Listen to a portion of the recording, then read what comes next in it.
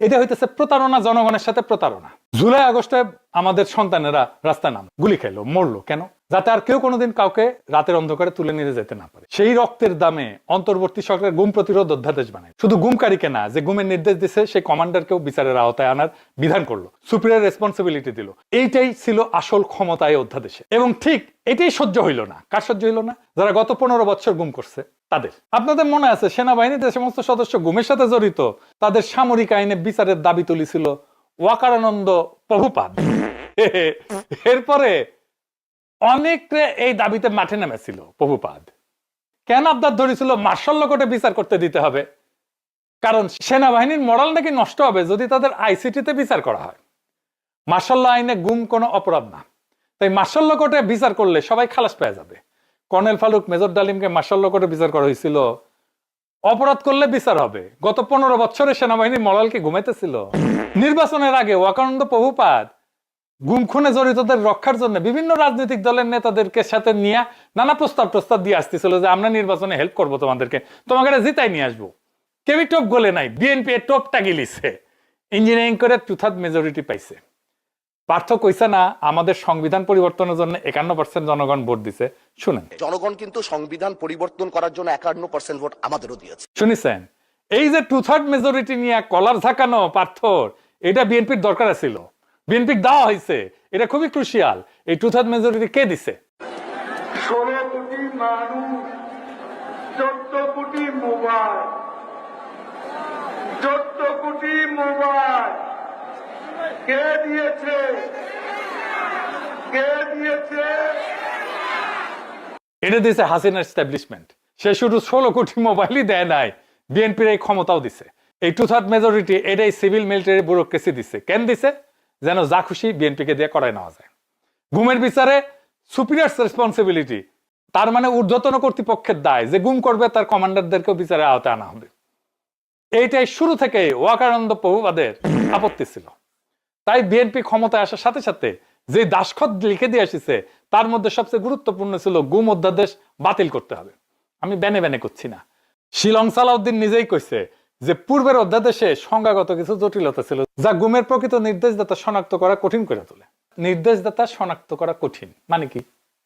মানে superior responsibility clause, ঊর্ধ্বতনের দায়িত্ব, এটা কাজ করতেছিল। কমান্ডারদের ধরা যাইতেছিল, সেটাই সমস্যা। ওয়াকানন্দ প্রভুপাদেরও সমস্যা, শিলং সালাউদ্দিনেরও সমস্যা। সালাউদ্দিন নিজের মুখে কবুল করে দিচ্ছেন কেন বাতিল করলো এই গুম অধ্যাদেশ। এবার বুঝেছেন তো কার দোষ?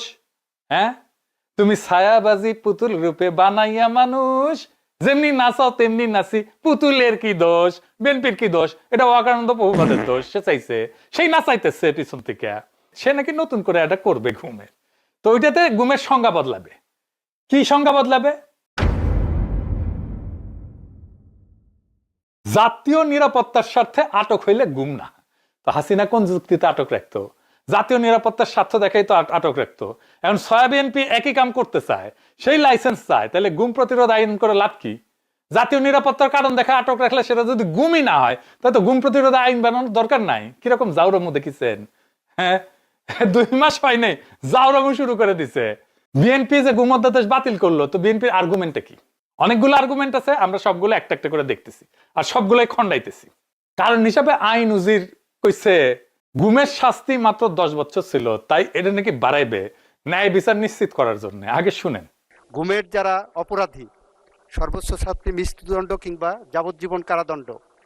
গুমের যে আইনটার কথা বলা হয়েছে অর্ডিন্যান্সে, সেখানে 10 বছর পর্যন্ত সাজা দেওয়ার সুযোগ রাখা হয়েছে। মাননীয় স্পিকার, শুনেছেন? এবার দেখেন গুমের শাস্তি কি ছিল গুম অধ্যাদেশে। দেখেছেন? মৃত্যুদণ্ড ছিল। তাইলে কেন মিশা কথাটা কইলো এ ভালসুন টাকলা?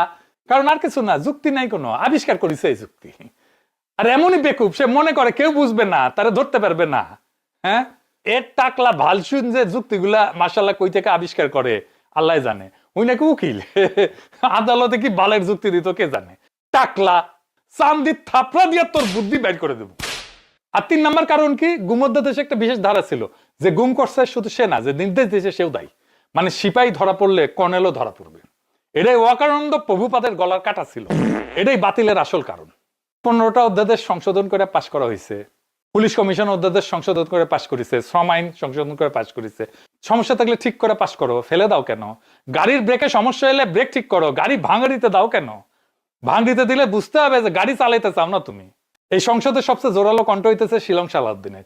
তারেক রহমান বৈশা থাকে কিছু না বইলা, কথা বলে শিলং সালাউদ্দিনের দিয়া। দেখেন জনাব সালাউদ্দিন আহমদ সংসদ নেতার পক্ষে বক্তব্য রাখছেন। মাননীয় স্বরাষ্ট্রমন্ত্রী। মাননীয় স্পিকার, আপনাকে ধন্যবাদ। ইয়েস মাননীয় স্পিকার, আমি মাননীয় সংসদ নেতার পক্ষে বক্তব্য রাখছি।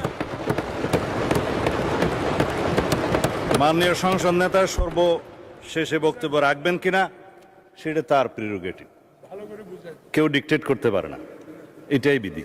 দেখেছেন, সে দেখেন কনফিডেন্টলি কইতেছে সংবিধান সংস্কার হয় না, সংশোধন হয়। শোনেন, সংবিধান হয় রহিত হয়, স্থগিত হয়, সংশোধন হয়, বাতিল হয়, ইত্যাদি হয়। সংবিধান তো সংস্কার হয় না মাননীয় স্পিকার। সংশোধনকে আমরা সংস্কার মনে করে যদি একসাথে বসতে পারি ভালো। শুনিছেন? আচ্ছা এডিটর সাহেব, বিভিন্ন দেশের সংবিধান সংস্কারের রেফারেন্স গুলো দেখান না, বইপত্রগুলো দেখেন, এটার পর এটা দেখান। দেখেছেন? আজ বাদ দিলাম সংশোধন হয় না, বিএনপির 31 দফার প্রথম দফায় তো সংবিধান সংস্কার নিয়া, যে সংবিধান সংস্কার হয় না সেটা বিএনপি কেন তার প্রথম দফা বানাইলো?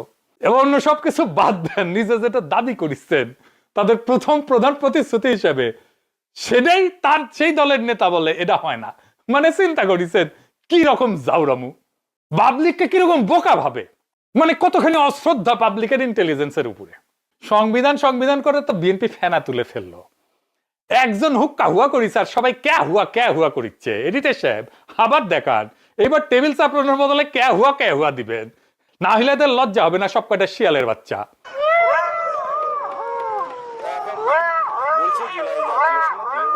সংবিধান সংবিধান করে, সংবিধান পড়ে দেখিস তোরা? পড়ে তো দেখিস নাই। এটা হচ্ছে চালাকি, এটা হচ্ছে জনগণের সাথে চালাকি, এটা নির্লজ্জ প্রতারণা।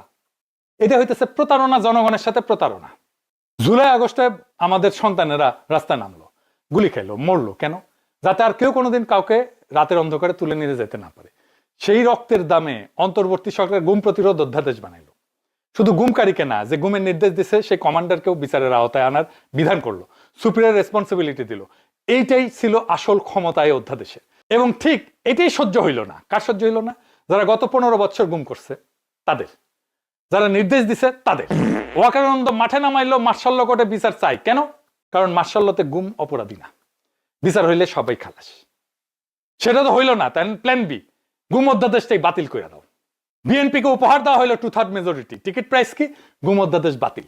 বিচার বিভাগের স্বাধীন সচিবালয় বাতিল, বিচারক নিয়োগের স্বচ্ছ প্রক্রিয়া বাতিল, দুদকের ক্ষমতা বৃদ্ধি বাতিল, মানবাধিকার কমিশন শক্তিশালীকরণ বাতিল। 20টা অধ্যাদেশ একটার পর একটা, সবগুলো একই জায়গায় আঘাত করতেছে। কোন জায়গায়? অ্যাকাউন্টেবিলিটি, জবাবদিহিতা। যে প্রতিষ্ঠানগুলো ক্ষমতাবানদের জবাবদিহি করবে সেগুলোই শেষ করা হয়েছে। 12 এপ্রিলের পর বাংলাদেশে গুম প্রতিরোধের কোনো স্পেসিফিক আইন থাকবে না। কাউকে তুলে নিয়ে গেলে কোন আইনে বিচার হবে জানা নাই। এই আইনি গ্যাপে কে সুরক্ষিত? কেউ না। গুমের শিকার পরিবারগুলা, তারা না। কারা সুরক্ষিত? যারা গুমের নির্দেশ দিছিল, কমান্ডারেরা। তাদের বিচারের পথ বন্ধ হইতেছে 12 এপ্রিল মধ্যরাত থেকে। ওরা ভাবতেছে 2/3 মেজরিটি আছে, যা খুশি করতে পারবো। মনে রাখেন, এই মেজরিটি আপনাদের নিজের না, এটা ধার করা মেজরিটি। যারা দিছে তারা ফেরত নিতে জানে। দিছে ডিপ স্টেট, ফেরত নেবে ডিপ স্টেট। আর যেদিন আপনাদের দরকার ফুরাবে সেদিন আপনাদের পাছায় লাথি বেড়া ওই একই যন্ত্র আপনাদের বিরুদ্ধে ব্যবহার করা হবে। তখন গুম প্রতিরোধের আইন খুঁজবেন আপনি, সালাউদ্দিন সাহেবও খুঁজবে, পাবে না। কারণ নিজেই বাতিল করে দিয়ে গেছে। এটা ধরা পড়ে যাবে তুমি রঙ্গিলা জালে। তখন হ্যাগন কইরা আমি তো নিমিত্ত মাত্র, আমারও তো অন্য কেউ নাচায়। হ্যাঁ, তুমি ছায়াবাজি পুতুল রূপে বানাইয়া মানুষ যেমনি নাচাও তেমনি নাচি, পুতুলের কি দোষ? হ্যাঁ, পুতুলের দোষ আছে। কারণ পুতুল যখন জানে যে সে পুতুল, তখন নাচা বন্ধ করার দায়িত্ব তার নিজের। আপনার নিজের খবর নিজে খুঁড়তেছেন, আর খুঁড়তে খুঁড়তে আনন্দ করতেছেন। গত 16 বছরের বিএনপির আমরা দেখেছি, তার শক্তি দেখছি, দুর্বলতাও দেখছি। আপনাদের নেতা কর্মীরাও আমাদের কয়েকজনের দিকে তাকায় থাকতো। প্রতিরোধের মিটি আগুন আমরাই জ্বালায় রাখছিলাম।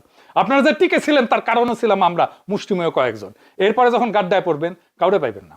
এখন যারা চারিদিক থেকে ঝেপে পড়ে আপনাদের উপরে, তারাই এই 16 বছরে কোথাও ছিল না। থাকলে বালুর ট্রাক দিয়ে খালেদা জিয়াকে আটকায় রাখতে পারতো না, আর নয়া পল্টনে কেসি গেটের ভিতরে আটকায় থাকতে হইতো না আপনাদেরকে।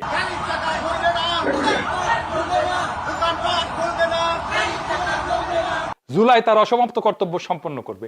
এই জুলাইকে যে বা যারা বাধা দেবে তারাই ইতিহাসে রাস্তা করে নিক্ষিপ্ত হবে। আর আওয়ামী লীগের মতোই লজ্জাজনক গ্লানিময় পতন হবে। জনতার আকাঙ্ক্ষাকে হাত দিয়া বৃথাই ঠেকানোর চেষ্টা করেন না। হাত দিয়ে বলো সূর্যের আলো, রুধিতে পারে কি কেউ? গাদ্দারি করে ঠেকানো যাবে না জনজোয়ারের ঢেউ।